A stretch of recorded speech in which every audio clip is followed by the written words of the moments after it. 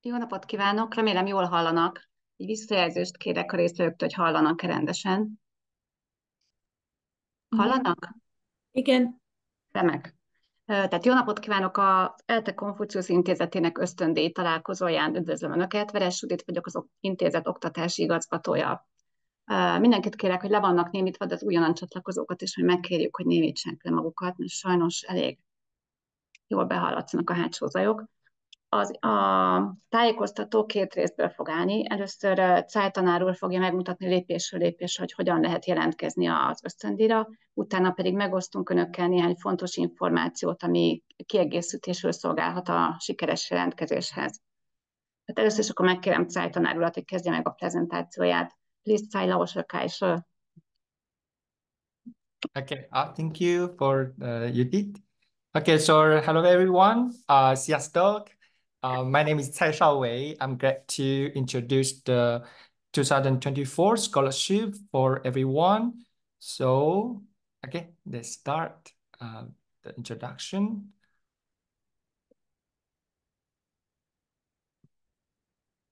Okay, so today's the introduction will consist of three parts. And first is eligibility, and second is categories and qualifications. And the last part is application procedures. Okay, so this scholarship is for the applicants should be non-Chinese citizens. Okay, and the second, you have no criminal record, abide by the laws and the regulations of China. And the third, you should be in a good physical and mental health. Okay. And the next is be interested in Chinese language, education, and related to work. And the last one, your age must be between 16 to and 35 years old on September 1st this year. For in-service Chinese teachers may be extended to 55. And for the bachelor's degree should be younger than 25. Okay, so this is the first part is eligibility. And the second one is categories and the qualifications. So the categories of this scholarship has three programs. The first is Chinese language teacher scholarship, and second is joint program scholarship, and the last one is scholarships for online programs. And most of the students going to apply for the Chinese language teacher scholarship. So I will take this to the important introduction. Okay, take this to the example. Okay, so for the Chinese language teacher scholarship, and we have the programs. The first one is for doctor's degree, and next is the master's degree. Second one is the bachelor's degree. And also we have the 1 year study program, 1 semester study, and the 4 week study. Okay, so this is 6 programs for the scholarship. So first of all, for the doctor's degree, if you want to apply for the doctors, and this program commences in September this year. And the scholarship is provided for a maximum of 4 academic years. So applicants should hold a master degree. So the master degrees should be in teaching Chinese as a foreign language and the linguistics and international Chinese language education or education related disciplines. And the applicants should have a minimum score of 200 on the HSK 6 is the level. And the 60 on the HSKK test also is the advanced level. Okay, so this is the requirement. So priority will be given to applicants who may provide an employment contract with a teaching institution upon completing their studies in China or proof to the same effect. Okay, so this is the qualification for the doctor's degree. The second one is for master's degree in international Chinese language education. The commerce is in the same time is the September this year. And the scholarship is provided for a maximum of 2 academic years. So the applicants should hold a bachelor's degree. So you must have a bachelor's degree, and applicants should have the minimum score of, this is the different, it's the HSK 5, and you have to reach 210. And for the HSKK, is the intermediate level. You have to reach 60 the score. It's the same priority to given the applicants who have the employment contract, etc. Okay, so this is for the master's degree. And the next one is for bachelor's degree. If you want to apply for the BA, so the program commences in September, the same this year, and the scholarship is provided for 4 years, for academic years. And you should have a senior high school diploma, and you should have a minimum score of 210 on the HSK 4, the level 4. Okay, so it's the different, and also the 60 on the HSKK, the intermediate level. Okay, so next to the summary. For doctor degree, you have to reach the HSK 6, and the score is 200. And you have to reach the 60 score on the HSKK, the 3 advanced level. For the master's degree, you have to reach the HSK 5. The score is 210 or plus. And the HSKK intermediate level, 60, the score. And the bachelor's degree, you have to reach the 210 and 10, and for the test HSKK, HSK 4, and the 60 for HSKK, the intermediate level. Okay, so next one is the important, and the most of students going to apply is the 1-year study program. So the program commences in September 2024 and provided a maximum of 11 months. Okay, so it's 11 months. So you should have a minimum score of 270 on the HSK 3, the level 3, and the HSKK, the score is required. Okay, so this is required, it's not necessary, but is the much better if you have the HSKK, the score. Okay, so you should, if you want to apply for this Chinese language and literature, Chinese history, or Chinese philosophy programs, so you should have a minimum score of 180 on the HSK 4 and 60 on the HSKK test. Oh, sorry. This HSKK is required. Okay, it's required. It's necessary. Okay, so 60 on the HSKK test, intermediate level. Okay, so if you want to apply for the Chinese language study program, and the score of 210 on the HSK 3, and the priority will be given to applicants who provide an HSKK test score. Okay, so this is for 1-year study program. Next, yeah. Anyone have question? Okay, so if you have doubt or questions regarding the programs, and you can stop me to ask me, okay? Okay, so next one is for 1 semester study. So the programs commences either, okay, so there's 2 times. One is in September 2024, and next is the March 2025 is next year. And the scholarship is provided for a maximum of 5 months.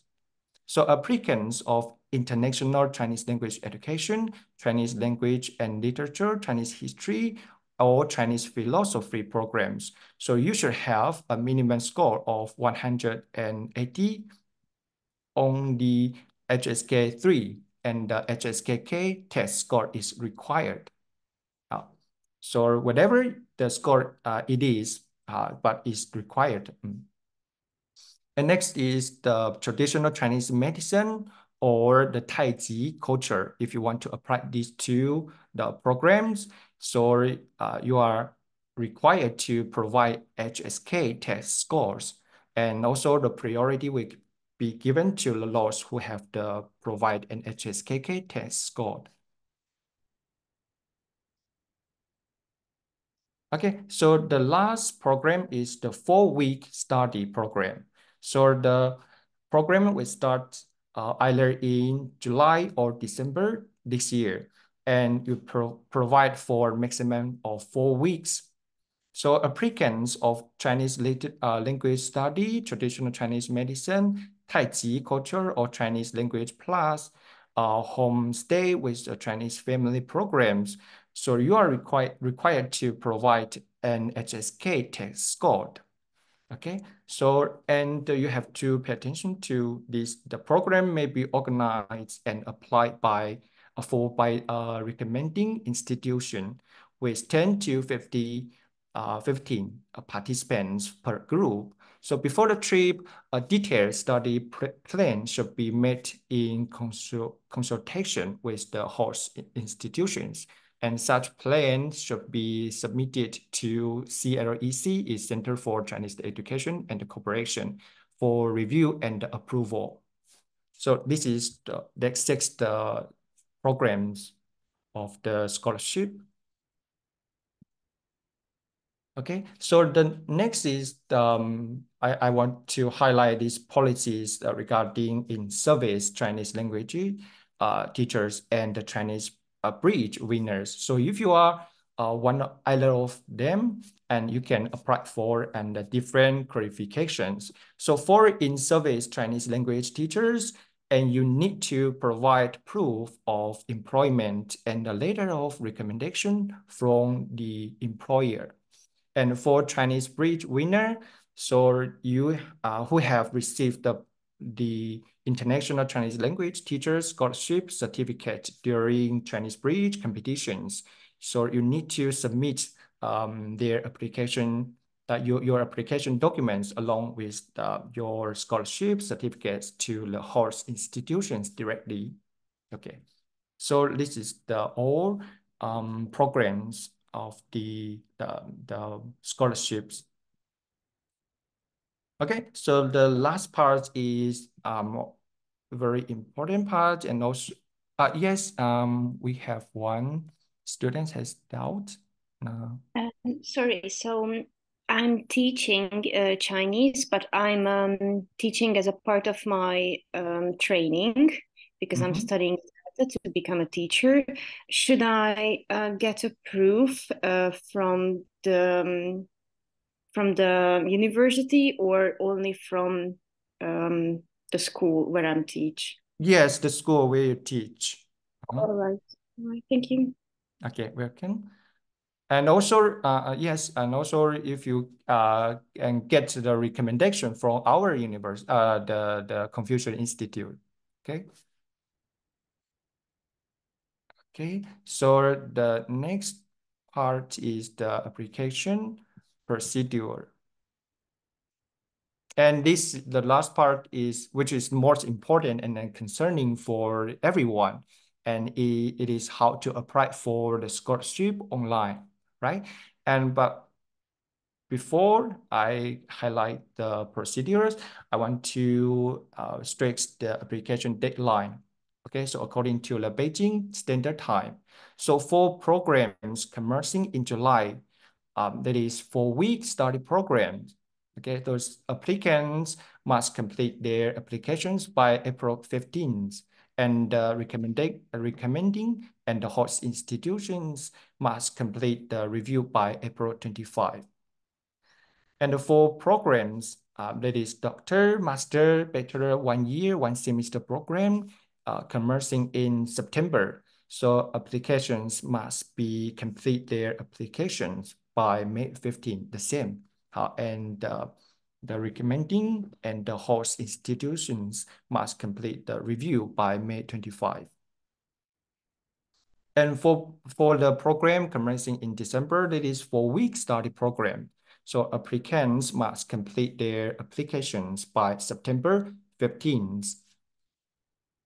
And for the programs, that is 1 semester study program commencing in March next year, 2025, and you should complete your applications by October 31st.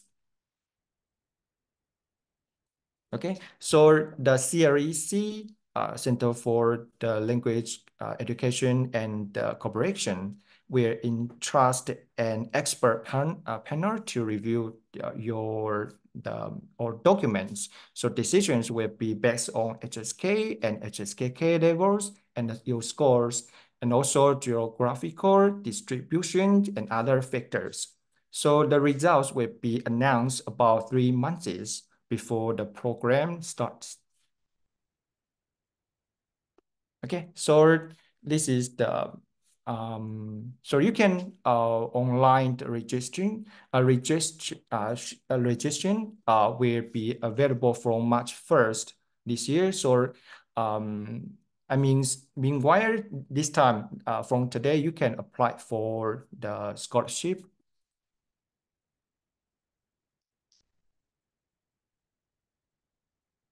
Okay, so this follow me, and I will teach you how to apply for the scholarship online. Okay, so firstly, log into this website, cic.chinese.cn. So then you can find register on the page and the register based on your own information. Sorry.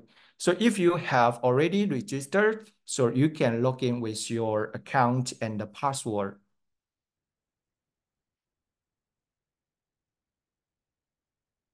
Okay, so after logging, so you will see the scholarship application, this icon.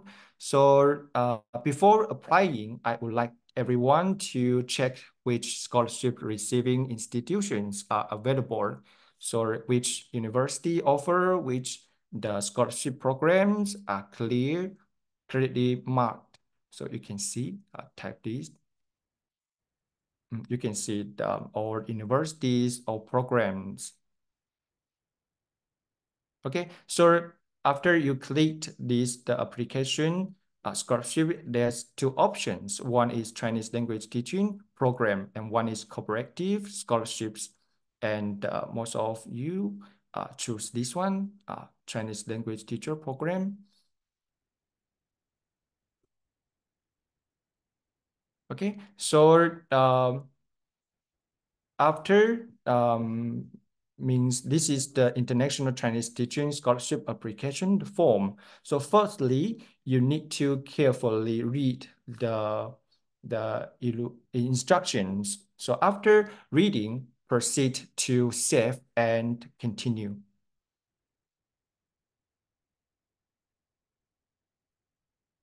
And next one is your basic information. So you have to upload your certificate photo and the family name, given name, if you have Chinese name. And I think it's necessary. Yes, this is necessary. You have to give your Chinese name here and the country, nationality, passport, the validity. Okay, so you have to upload your passport. And also you have to save and click the next. Next one is the education background. So if you are the university students and you have to start from the university, and if you are high school students, from the high school, the school's name, and from when to when, the years. Okay, and the majors and the diplomas, and you have to upload your certificates and the scores, the results of your yes. Okay, and let's do 3 questions. So it is first, have you ever studied Chinese in Confucius Institute? So if you are, yes, and you can tap this, choose this yes. And have you ever studied in China? And according to actual situation, you can choose. And the other experience on learning Chinese. Okay, so it's based on what your actual situation. Okay, so also the self and the nest. Next one is the work experience. So there's 4 questions. Have you ever been a Chinese language teacher at school? And if yes, you can choose this yes. Okay. And do you want to apply for the teaching education training programs? And next, have you ever worked in China? Are you in service Chinese language teachers? Okay. So, and next. Next is very important. Okay, so for the type of recommending institute, is 孔子学院 Confucius Institute. Okay, and continent 欧洲 is European Europe, and the country Hungary, and this is very important is recommending institute. You have to choose 罗兰大学孔子学院 Editor in Confucius Institute.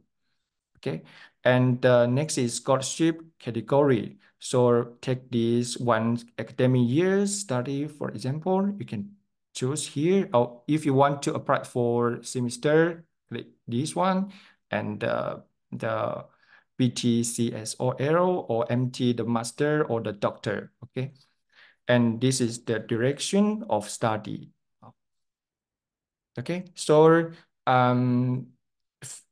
for the one academic year study, there's 4 major specialty. So one is Chinese history and Chinese literature and the language, and Chinese philosophy, teaching Chinese to speakers of other languages. And also the last one is Chinese language. And you have 2 options, 2 choices for the schools. Okay, so you can tap these to choose which university you're going to apply for. Okay, and next. Okay, next is the language ability. So you have to apply, upload your HSK and HSKK, the certificate.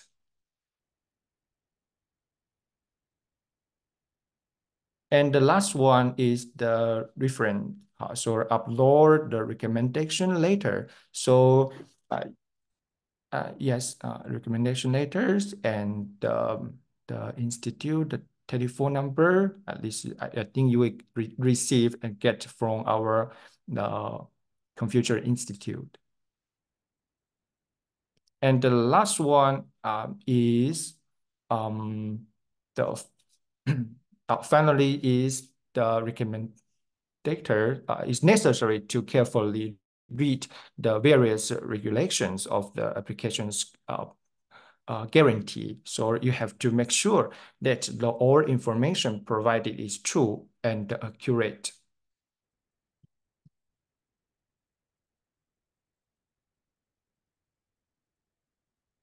Okay, so let's go for my introduction today. So, and I hope everyone can hear my introduction clearly. So if you have any questions, please feel free to email me or the Miss Judith, Judith 老师 at any time. So this is our the email. So last, I wish everyone a successful application. Thank you. Thank you, Lauscher. In the next section, we are going to share some additional information with you. This part is going to be in Hungarian. Szóval a következő rész az magyarul lesz, és megosztunk önökkel néhány olyan információt, amit fontosnak tartunk az ösztöndíj szempontjából. Talán az első és legfontosabb az, hogy mit is fedez ez az ösztöndíj. Fedezi ugye a tandíjukat, a szállást, a biztosítást, és az ösztöndíjban megjelölt összeget, egyfajta ilyen megélhetési támogatást. Viszont az ösztöndíjban nincs benne a repülőjegy, az 2 oda-vissza, tehát ugye az 1 oda-vissza repülőjegyük, ami hát anyagilag elég megterhelő lehet, és igaz ugyan, hogy benne van a biztosítás, tehát megkötnek önökre egy kínai egészségügyi biztosítást, viszont ez egy olyan biztosítás, ami úgy működik, hogy egyrészt, hogyha bármilyen okból mondjuk kórházba kerülnek, akkor azonnal kell fizetni az ellátásért, és utána is csak az tehát egy ilyen önrészt is tartalmaz, tehát utána sem fogja önöknek a biztosított teljes egészében visszatéríteni azt a pénzt, amit önök kifizettek a kórháznak, hanem annak csak egy bizonyos százalékát. Ezért erősen ajánljuk, hogy érdemes itthon kötni egy utasbiztosítást, hogy ilyen tekintetben is biztonságban legyenek, tehát hogy ne fussanak ilyen anyagi nehézségekbe esetleg. Különösen, hogy egy ilyen egészségügyi okból kórházba kerül, és nagyon sok pénzbe tud kerülni. Tudni kell azt is, hogy ugye a biztosítás, illetve az ösztöndíjban nincsenek benne azok a költségek, egy csomó olyan költség, ami szükséges a kiutazáshoz. Például ugye az oltások, a vízumoknak a megvásárlása, illetve a különböző orvosi vizsgálatok. És az orvosi vizsgálatnál arra is gondolni kell, hogy az is előfordulhat, hogy itthon megcsinálják, és utána a fogadó egyetem azt mondja, hogy ők ezt nem fogadják el, és akkor ott még elküldik önöket egy újabb vizsgálatra, ami szintén pénzbe kerül. Illetve amikor már ugye kiérkeznek Kínába, akkor ott is felmerülnek olyan költségek, amiket önöknek kell állni.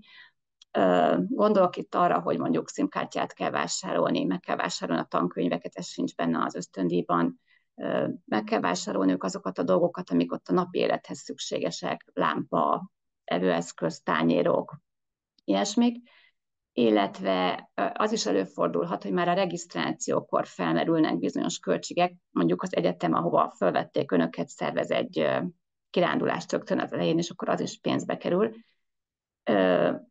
És ugye az is egy szinte biztos feltételezés, hogy az ösztöndíjat nem fogják az első napon megkapni, amikor kiérkeznek Kínába, hanem akár csak hetekkel később.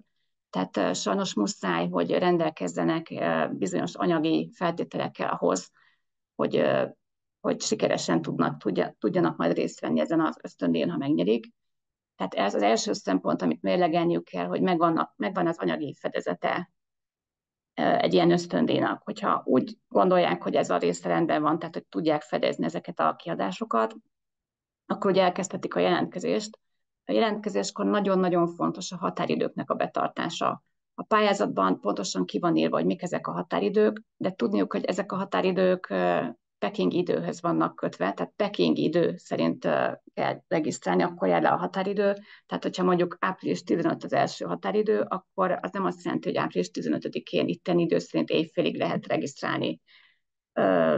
Az is egy kiemelten fontos tudnivaló, hogy nem érdemes a jelentkezést a legesleg végére hagyni, mert folyamatosan bírálják a beérkező pályázatokat, tehát nem úgy történik a bírálat, hogy megvárják a határidő lejártát, az összes beérkezett pályázatból kiválasztják azokat, akiknek a jelentkezését elfogadják, hanem folyamatosan, ahogy érkeznek be a jelentkezések, osztják a helyeket ki a jelentkezők között.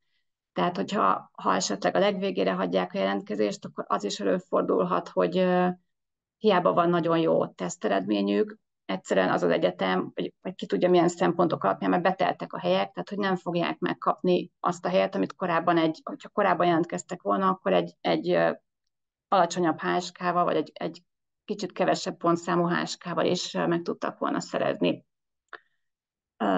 A tanár úr is említette, hogy nagyon fontos, hogy mielőtt véglegesítik a pályázatokat, pontosan nézzék meg, hogy biztosan azt írták be, azt cikkelték be, amit szerettek volna. Most arra is ugye figyelni, hogy van online ösztöndíj is, hogyha nem online ösztöndíjat szeretnének, akkor nehogy azt jelöljék be. És figyeljenek arra, hogy ajánlóintézménynek az ELTE Konfuciusz intézetet jelöljék be, mert csak akkor tudunk önöknek segíteni a adminisztrációban. Az intézet mindenkinek ad ajánlólevelet, viszont azt kérjük, hogy aki nem hallgatója jelenleg az intézetnek, az írjon nekünk egy levelet, hogy szeretne jelentkezni az ösztöndíjra, és írja meg angol nyelven, hogy melyik ösztöndíjra szeretne jelentkezni, mikor kezdett el tanulni kínaiul, milyen szinten van, hol tanult, mi a célja a nyelvtanulással, mert ezek alapján tudunk ugyanakkor egy ajánlólevelet készíteni önöknek. Amikor ki kell választaniuk az egyetemeket, amiket beírnak, hogy hova szeretnének menni, akkor azt javasoljuk, hogy elsőként azt az egyetemet írják be, amit tényleg szeretnének, tehát ahova a szívük húz. Viszont második választásnak érdemes egy olyat beírni, ami egy biztosabb lehetőség, tehát ami nem annyira frekventált, nem annyira népszerű. Mi azt javasoljuk, hogy a partner egyetemünket a Beivájt írják be. És felhívnánk arra is a figyelmüket, hogy ne válasszanak úgy egyetemet, hogy csak így random módon beírnak valamit, hogy majd az jó lesz, hanem tényleg gondolják át azt is, hogy élhetőség szempontjából is megfelelő legyen az egyetem. Hogy nehogy olyasmibe fussanak bele esetleg, hogy például kiválasztanak egy egyetemet, ami remekül néz ki, tényleg klassz az egyetem, és amikor kiérkeznek, akkor szembesülnek vele, hogy mondjuk 1 órányira van a legközelebbi nagyvárostól, vagy egy olyan szennyezett levegői ipari város tűzszomszédságában van, ami élhetetlenné teszi az ott létüket.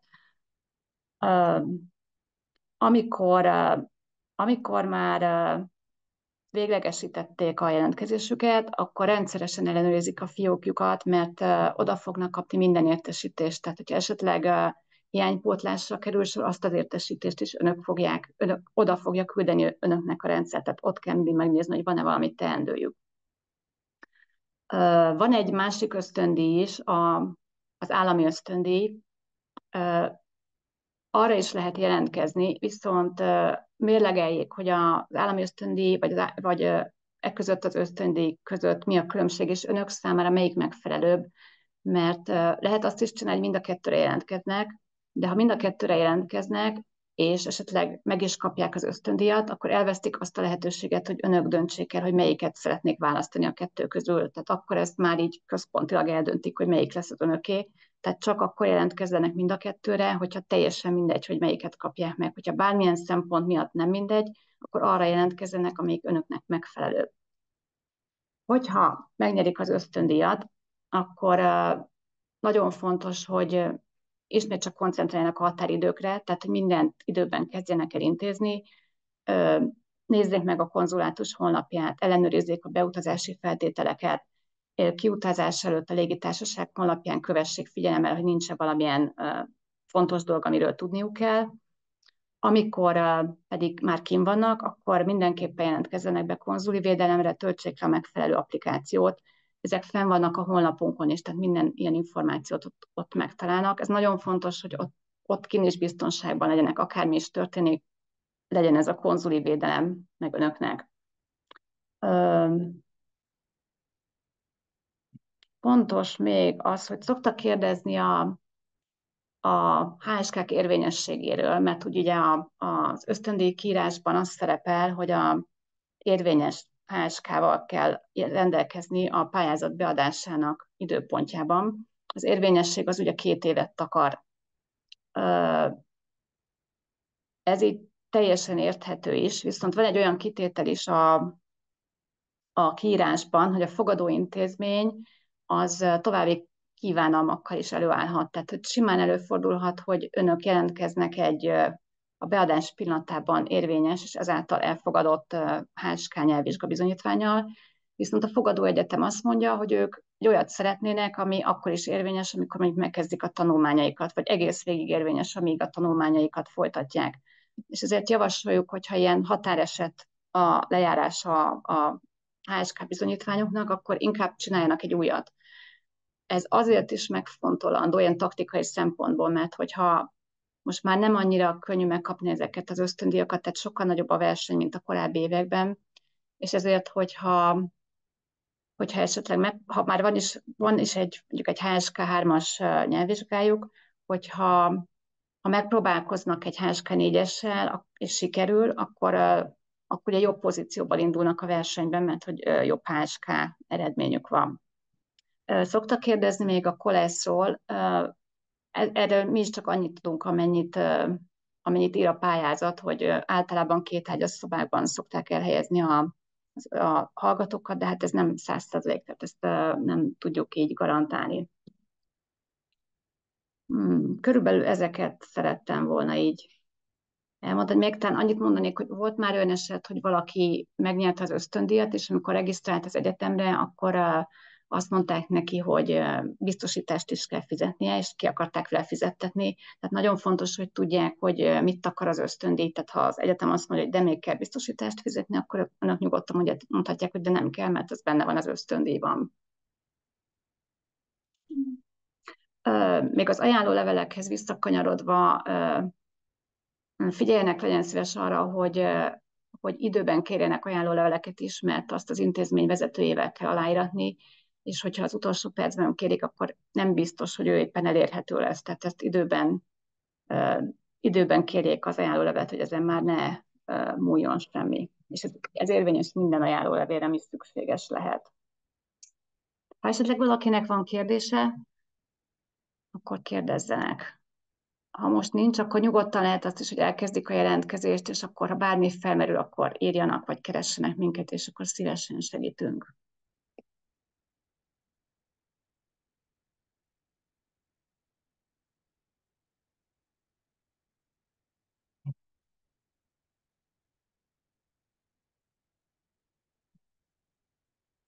Hogyha nincs senkinek kérdése, akkor köszönöm szépen a részvételüket.